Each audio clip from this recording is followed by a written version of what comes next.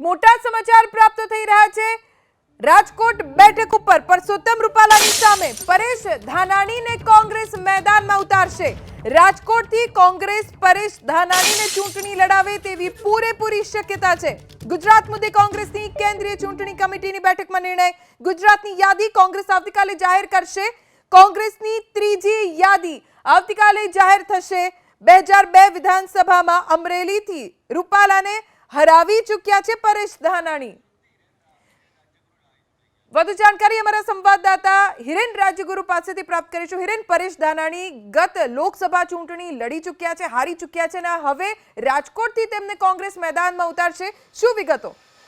जो थोड़ी पहला ते दिल्ली अंदर મળેલી કોંગ્રેસની ચૂંટણી સમિતિની બેઠક પૂરી થઈ છે। ગુજરાતની ઉમેદવારોને લઈ અને ચર્ચા પૂરી થઈ છે। હાલ આ સમાચાર મળી રહ્યા છે કે અમરેલીથી પરેશ ધાનાણીને ચૂંટણી મેદાનમાં ઉતારી શકે છે કોંગ્રેસ અને હવે પરસોત્તમ રૂપાલા વર્સિસ પરેશ ધાનાણી રાજકોટની અંદર જોવા મળશે। જે દ્રશ્યો 2002ની વિધાનસભાની ચૂંટણીમાં અમરેલીમાં જોવા મળ્યા હતા। આ પહેલા અમરેલીથી 1998 માં જીતી ચૂક્યા હતા। 1995માં પુરુષોત્તમ રૂપાલા જીતી ચૂક્યા હતા અને 2002માં પરેશ ધાનાણીએ વિધાનસભાની ચૂંટણી હતી ત્યારે પુરુષોત્તમ રૂપાલાને હરાવ્યા હતા અને ત્યાંથી પરેશ ધાનાણી વિધાનસભાની અંદર પ્રવેશ કર્યો હતો। ત્યારબાદ ફરી એક વખત દિલીપ સંઘાણી સામે પણ ટકરાઈ ચૂક્યા હતા પરેશ ધાનાણી।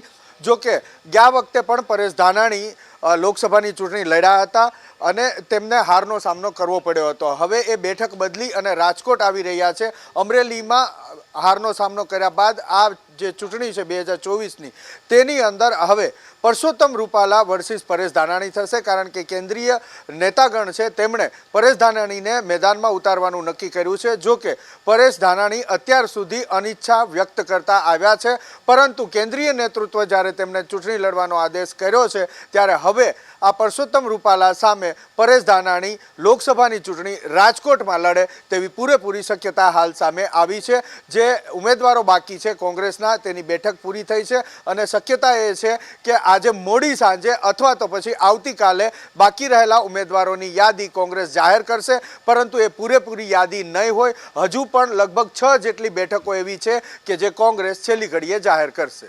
હિરેન, આભાર જાણકારી આપવા માટે। તો પરેશ ધાનાણીને ચૂંટણી મેદાનમાં ઉતારવાનું કોંગ્રેસે મન બનાવી લીધું છે। વર્ષ 2002 વિધાનસભામાં અમરેલીથી પરસોત્તમ રૂપાલાને અગાઉ પરેશ ધાનાણી હરાવી ચૂક્યા છે। વર્ષ 2019માં અમરેલીથી પરેશ ધાનાણી લોકસભાની ચૂંટણી લડી ચૂક્યા છે। અમારા સંવાદદાતા હિરેન ફરી એક વખત જોડાયા છે। જી હિરેન, શું અપડેટ? જો મારી સાથે સંપાદક રોનક પટેલ જોડાયા છે, ત્યારે રોનકભાઈ કઈ રીતે જુઓ છો જૂના બે હરીફ સામે? હિરેન, પરેશ ધાનાણીને ઉતારવાનું કોંગ્રેસે ચોક્કસથી તમારી જાણકારી પ્રમાણે નક્કી કરી દીધું છે, પણ પરેશ ધાનાણી સ્પષ્ટતા કરી ચૂક્યા છે કે હું અણવર રહેવા માગું છું, વરરાજા બનવા માગતો નથી। અને પરેશ ધાનાણીએ પાર્ટી હાઈકમાન્ડને પણ કહ્યું છે કે પક્ષ જે પણ ઉમેદવાર આપશે એ અમરેલી હોય કે રાજકોટ, હું પૂરી દિલથી તન મન ધનથી મદદ કરીશ, મહેનત કરીશ, પરંતુ ચૂંટણી લડવા માગતો નથી। તમે જાણો છો લોકસભાની ચૂંટણી પણ પરેશ ધાનાણી લડ્યા, અમરેલીથી વિપરીત સંજોગોની વચ્ચે લડ્યા। વિધાનસભાની ચૂંટણી પણ વિપરીત સંજોગોની વચ્ચે લડ્યા। પરેશ ધાનાણીએ ક્યારેય મેદાન છોડ્યું નથી, પરંતુ કેમ કે જે પ્રકારની થિયરી બની છે, શક્યતા બની છે, આ સંજોગોમાં પરેશ ધાનાણી વારંવાર કહેતા રહ્યા છે। ચૂંટણીના જે નાના મોટા કાર્યક્રમો અત્યારે સૌરાષ્ટ્રમાં થઈ રહ્યા છે એમાં પરેશ ધાનાણી સ્પષ્ટ કહી રહ્યા છે કે હું ચૂંટણી લડવા માગતો નથી, હું પક્ષને ચોક્કસથી પક્ષના ઉમેદવારને મદદ કરવા માગું છું। હવે કેન્દ્રીય નેતૃત્વ છે કોંગ્રેસનું એ સત્તાવાર નિર્ણય જાહેર કરશે, તો સ્વાભાવિક જ એક સૈનિક તરીકેની ભૂમિકામાં પરેશ ધાનાણી પાસે બીજો કોઈ વિકલ્પ ન હોઈ શકે। પણ જે હું સમજ્યો છું, જે હું જાણ્યું છે, જે અત્યાર સુધીનું પરેશ ધાનાણીનું છેલ્લા 1-2 વર્ષનું વલણ રહ્યું છે, છેલ્લા 1 વર્ષનું, એ જોઈને પરેશ ધાનાણી ચૂંટણી લડવા માગતા નથી। એનું બીજું કોઈ કારણ નથી, પરંતુ 2 ચૂંટણી અગાઉ લડી ચૂક્યા છે અને પરેશ ધાનાણીનું કહેવું એમ છે કે અન્ય લોકોને તક આપવી જોઈએ, એમ કહી પરેશ ધાનાણી ચૂંટણી લડવા માગતા નથી। પણ જે વાત તમે સવાલ કર્યો, તો રાજકોટમાં કડવા પાટીદારની જેમ જ લેઉવા પાટીદાર મતદાતા પણ એટલા જ છે। પહેલાં લેઉવા પાટીદારોની આ બેઠક હતી, મોહન કુંડારિયાના અગાઉ પહેલાં એ બેઠક લેઉવા પાટીદાર તરીકે ત્યાંથી ઉમેદવાર ઉતરતા હતા, પણ ત્યારબાદથી મોહન કુંડારિયા લેઉવા પટેલ તરીકે ચૂંટણી લડ્યા। હવે પરસોત્તમ રૂપાલા લેઉવા માફ કરજો મોહન કુંડારિયા કડવા પાટીદાર તરીકે ચૂંટણી લડ્યા।